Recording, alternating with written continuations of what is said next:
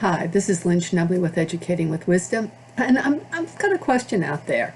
What if some of the sex temples that came up in India after the advent of Islam were really a form of both protection, because of course Islam had sort of the motto of rape, pillage, plunder, take sex slaves, kill, and take over.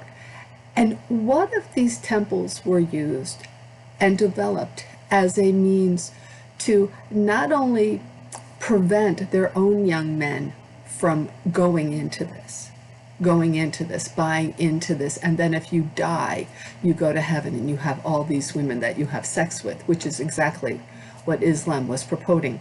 What if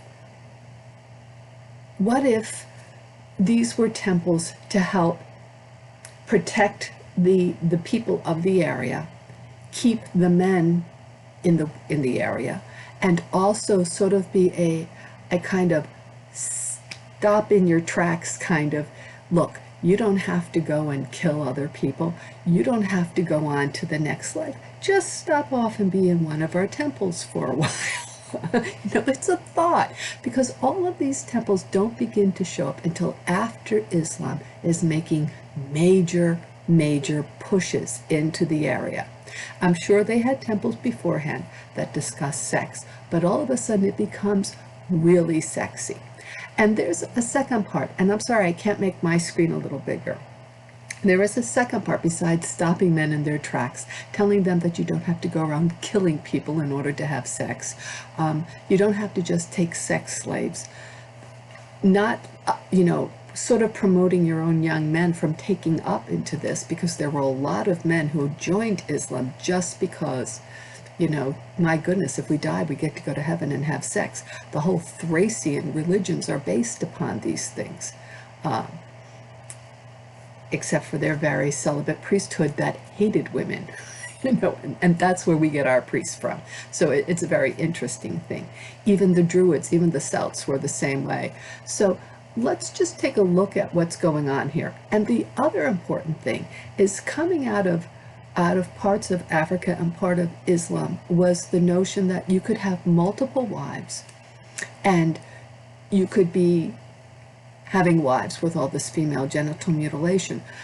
And yet in these scenes, and I'm not saying that I agree with all of this, but I'm saying there's a real defensive value behind this. So I think it's important to take a look at the dates that some of these things were constructed in. And what's important, as I said, looking at women, is that it shows that there are women are involved in these things, and that women also take pleasure in these things. This is something like the church didn't want women to do at all. And thirdly, that when you see the pictures of men with multiple women, you realize how ridiculous they look. So that whole notion of the orgies and all those things, I mean, it may look good. You may, in your mind, you may think of this in some fanciful way, but when you actually look at it on a piece of paper, one takes one toe, one takes another toe, one takes one hand, one takes another hand, and somebody else has your penis. You know that this is not going to work. So it's also an instructional tool for the average man who's, contemplating having delusions of grandeur while he's taking drugs. All right, here we go. Let's take a look at this for a moment. So this is like the big one here.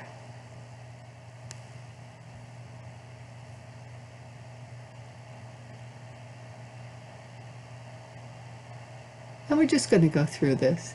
And they're not being skirmish with it, because it's sort of important, because if you don't want people to go to war just to have sex and to rape, pillage, and plunder your land, and if you want your own men to stay there, and there's always scenes with men with women, not men with men. Really, really weird.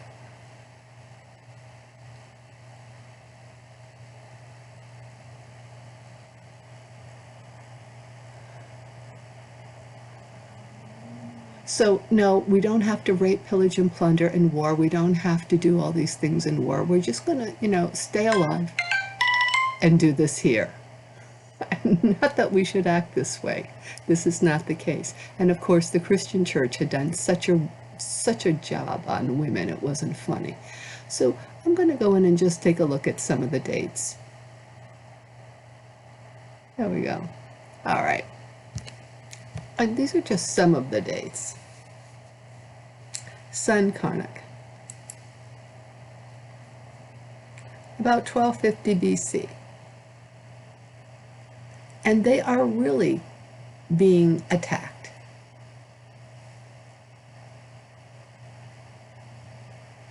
Okay.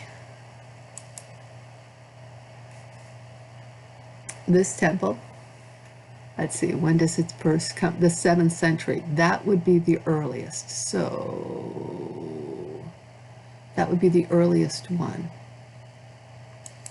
And by the way, we also have the Celts and everyone coming down at that time. So we have marauders, and oh, they were so horrible. These people that came out of the steppe.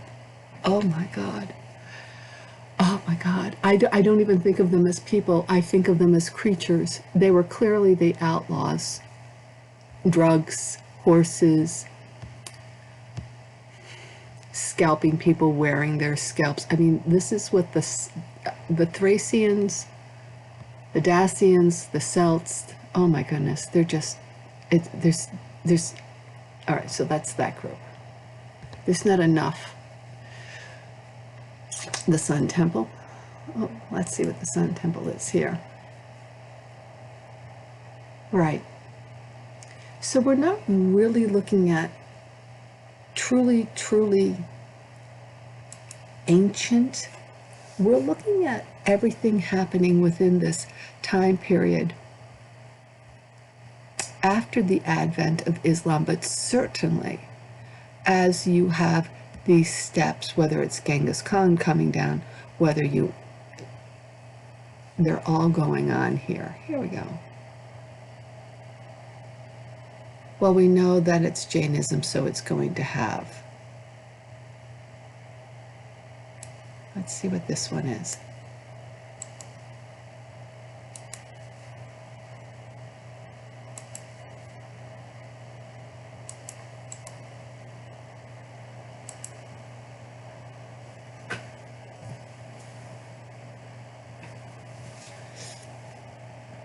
So we're just going to look for a date. That's all I'm really looking for.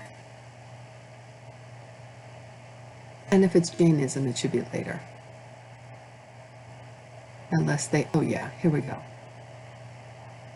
1436. So you're really looking at pushes like the Ottoman Empire and all these things. So you've got to take some of the prudery out of things, but you're trying to keep your men and women and families and structures and everything in this area. So you've got to have some pushback in terms of a love life, in terms of sex, and not just have it centered around killing and massacring people and taking people as concubines and as slaves. You have to have buy-in.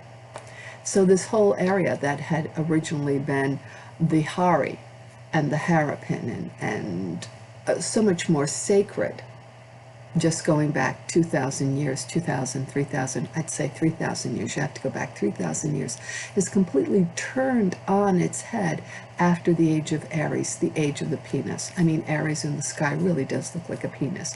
Let's get real. Very violent area, and it's when the people of the north come down and they're horrible people. I'm not telling you they're not. I'm telling you, I'm white, I was born with red hair.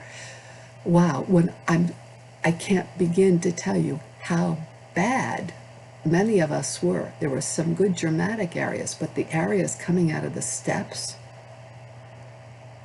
I can't even describe them as human.